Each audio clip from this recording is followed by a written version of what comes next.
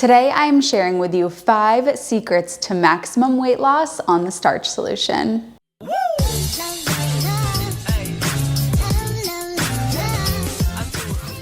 Hello, if you're new here, my name is Healthy Emmie. I'm a nutritionist, a weight loss specialist, and the creator of the Slim on Starch program. If you're watching this video, you must be interested in losing weight on a plant-based diet, so don't forget to hit subscribe. I upload a new video every Wednesday and Saturday, or as we say here, Catterday. Back in my heyday, I was a math teacher, so this is speaking to my soul. You can take me out of the classroom, but you cannot take away my Amazon Prime membership, which allows me to buy a roll of chalkboard and liquid chalk markers, stick it on my wall, and make a video for YouTube. The first secret that we have here is represented by this water drop icon, and what we are going to be talking about is wet starches. If you've read the book, The Starch Solution, you will know that starches of all kinds are permitted. Dry starches and wet starches. Dry starches are things like breads, cereals, rice cakes, corn tortillas, whereas wet starches are things like potatoes, sweet potatoes, rice, cooked oatmeal.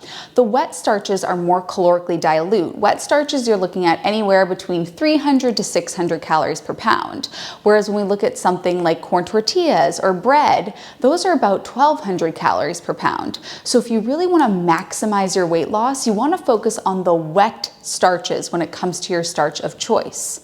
Not only is the calorie density going to be important here, but also the more processed and refined a product is, the less fiber it has. The less fiber something has, the more our insulin is going to spike. And the more our insulin spikes, the more we inhibit fat burn. So we want our foods to be as intact as possible. And when we compare something like corn to corn tortillas, the corn tortillas have been highly processed, and therefore we are going to burn less fat when we eat those as opposed to when we eat the whole corn itself. Now, am I saying that you have to swear off those foods forever? You can't have pasta, you can't have bread, you can't have corn tortillas? Absolutely not. In fact, in the Slim on Starch program, I teach you how to very carefully reincorporate those back in after you've facilitated your weight loss so that you can have those in the long term. But if you're really looking to lock in your weight loss for now, then you want to hold off on those dry starches.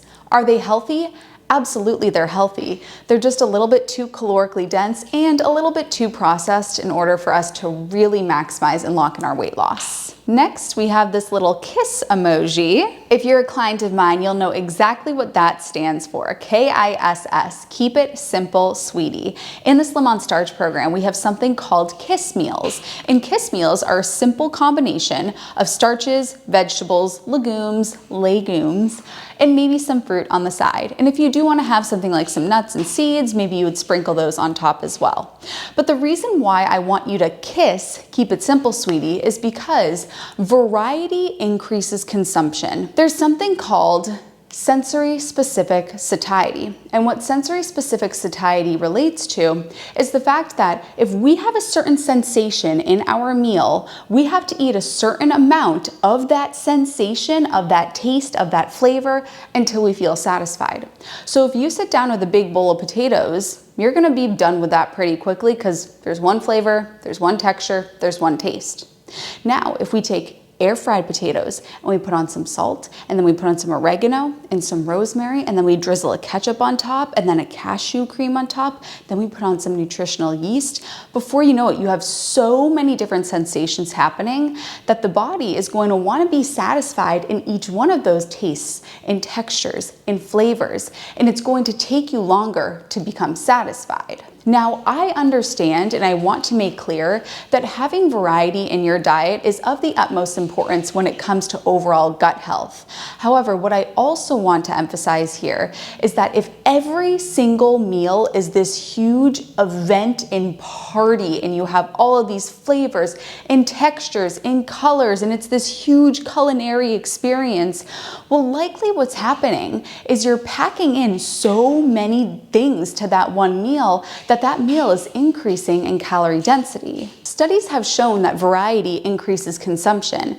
And again, let me put this disclaimer here, that I'm not saying that you should only eat potatoes and broccoli for the rest of your life. But as you're getting into this lifestyle and as you facilitate your weight loss and get that rock moving down the hill, and then objects in motion stay in motion, it might be best for you just for now to temporarily simplify everything. So you're not doing all these crazy recipes and different cooking methods and textures and caramelize that and gooey this and crunchy that, because before you know it, so much energy has been put toward this meal that you are more likely to eat much more of it because it's a party in your mouth every time it happens. So to get that rock moving down the hill, let's keep things super simple. And again, I am not knocking gut health here. I have a whole healthy gut cookbook. Gut health is one of my favorite topics, and that's why I'm saying we're not gonna keep it simple for the rest of your life, but to get that rock rolling down the hill, we gotta start there. Next up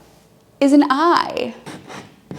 Eyes. I made an acronym for you so that you'll never forget. What does this stand for? Eat your Emmie salad. Doesn't it just roll off the tongue? Every day I want you to have a giant salad. Salads are really high in volume but low in calories, meaning you can get in a lot of food and feel super satisfied. You have a lot of fiber and roughage in your stomach, but you haven't eaten that many calories. And for somebody that's looking to release weight, that's a great thing. So I want every day to have eyes. I want you to have eyes on every day. Eat your Emmie salad. A big, nice, leafy green, raw vegetables. Really get in that abundance of raw vegetable matter so that you up your volume, but you keep your calories modest. Next, we have a graph here with this arrow that's headed downward, but as we can see, it's up and down along the way, up and down along the way. What does this represent?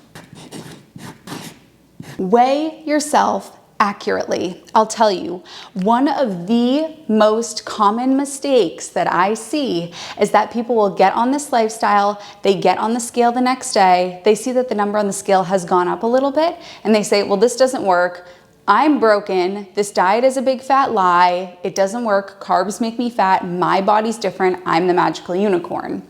Here's what's actually going on. When you go on this lifestyle and then you start eating a larger amount of carbohydrates and a larger volume of food in general, the actual weight of food that you're eating is increasing. Of course, the number on the scale is going to go up as a reflection of more food in transit, likely more fecal matter moving along. Your glycogen stores are up because you've been eating more carbohydrates, but you have not gained fat. The biggest mistake that you can make is to get on the scale and think about what you ate yesterday and think that yesterday's meal has either made you gain weight or lose weight, because that's not the way it works. Fat loss happens over time, and there are going to be ups and downs along the way. So it's absolutely imperative that you're weighing yourself multiple times per week and you're looking at the average, you're looking at the overall trajectory, and you're not going based, there goes my dishwasher. And you're not going based on these micro weigh-ins. You're not weighing in day to day. You are playing the long game and looking big picture. If you want to weigh yourself every day, go for it. But don't be what Dr. Doug Lisle calls a scale monkey, which is somebody who has a tough weigh-in one day, looks at what they ate yesterday, throws in the towel, and bases everything off of whatever this morning's weigh-in was. Be wise, be patient, be grounded, be calm. Look at the number as an overall trajectory, which is headed downward overall. If you're headed upward overall, then you've got to listen to step number 5. Be okay with asking for help. Asking for help is a sign of self-awareness and self-respect. And identify, where is it that I need help? Do I need help in the knowledge area? Do I not have enough knowledge? Do I have too much knowledge and I'm having trouble implementing it? Am I all information and no implementation? Do I need help closing the gap between information and implementation? Am I able to close that gap, but then I burn out? I run fast, but I can't run far. Do I struggle with emotional eating? Do I struggle with binge eating? Do I struggle with stress eating? Where is it that you need help, support, accountability, guidance, knowledge? Identify that and then go to an expert who can help you. If this is speaking to you and you think that you do need help, then I highly, highly recommend that you check out the Slim on Starch program. It's linked in the down bar, and this will help you with not only telling you exactly what to do and exactly how to do it. But if you struggle with closing that gap between knowing what to do and actually doing it, this is the place for you to be, because we really delve into mindset, self-sabotage, your relationship with food, hunger, fullness cues, and making sure that we're digging up all of those roots so that your garden can bloom. If you made it to this point of the video, I want you to comment eyes on the prize in honor of your Eat Your Emmie salad. And because you are playing the long game, you are keeping this vision of the person that you know you are destined to be at the forefront of your brain, and you're choosing to step into them every single day. If you have been following the Starch Solution and you are still struggling with not being able to lose weight, then the next video that's gonna pop up on the screen is gonna be super helpful for you, where I tell you all of the reasons why that might be and exactly what you can do about them. I love you. I'm so proud of you for watching this video, and I'll see you in my next one.